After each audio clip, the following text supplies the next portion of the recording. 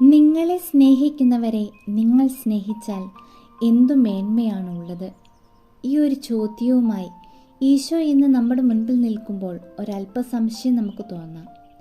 എന്തേ ഈശോ ഇങ്ങനെ പറയുന്നു എന്ന്. എന്നാൽ അതിലൊരു വലിയ രഹസ്യമുണ്ട്. നമ്മളെ സ്നേഹിക്കാത്തവരെയും നമ്മളെ വേദനിപ്പിച്ചവരെയും ഒരുപോലെ സ്നേഹിക്കാൻ നമുക്ക് കഴിയണമെന്നതാണ്. ഈശോയുടെ ജീവിതത്തിൽ അത് ഈശോ പ്രവർത്തിച്ചു എന്നത് നമുക്ക് കാണാൻ കഴിയും. തന്നെ വേദനിപ്പിച്ചവരെയും പരിഹസിച്ചവരെയും അവൻ സ്നേഹിക്കുക മാത്രമേ ചെയ്തിട്ടുള്ളൂ.